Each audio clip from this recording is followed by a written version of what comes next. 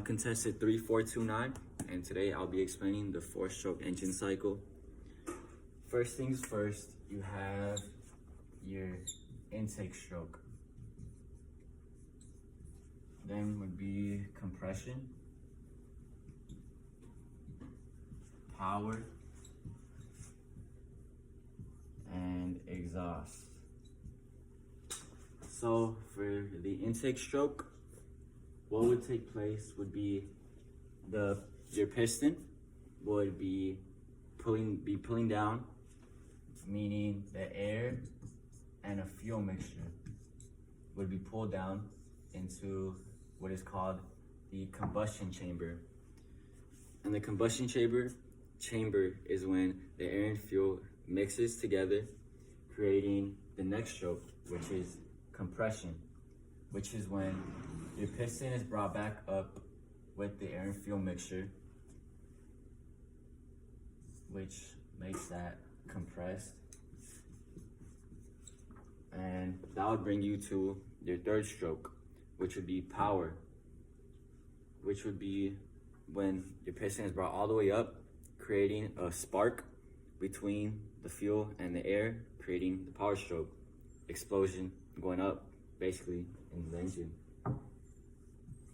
Which would bring you to the exhaust stroke, which is when your piston is brought back down, expelling all of the different gases that were created during that cycle, all the fumes, exhaling it outside of your car, out through the exhaust.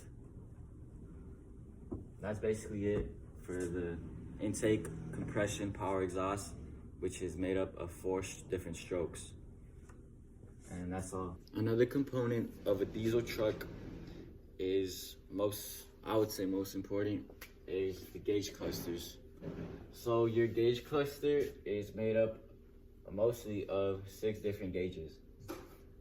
Most common, you would have these 4, which would be your battery life, your fuel levels, your coolant temperature gauge, and your oil pressure gauge. It would mostly be made up of these 4 components, and importantly, you would have your speedometer, which indicates how fast you're going, and you would have your RPM,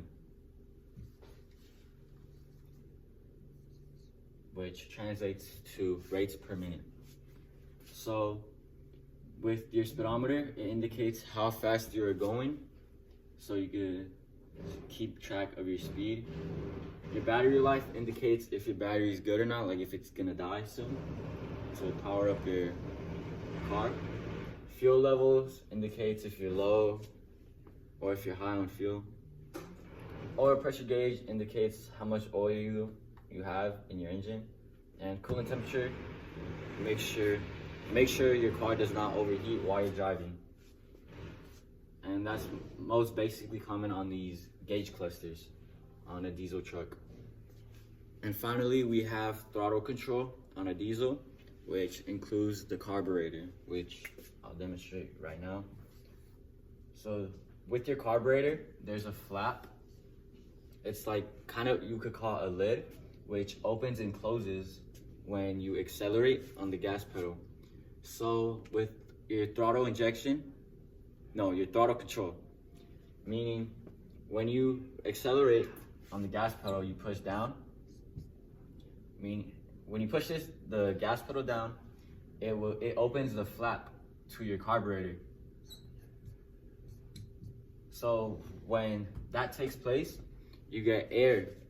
It intakes air into the carburetor, which accelerates your car. So when you push down, flaps open up, intaking air into your engine, which accelerates your car going forward, which then sends signals to the engine control unit, or we call the ECU, which adjusts the fuel injection timing, which is basically it. So that is throttle control from the carburetor to the gas pedal and ECU.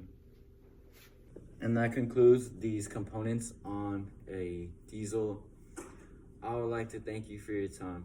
And again, I'm contestant 3429. Thank you.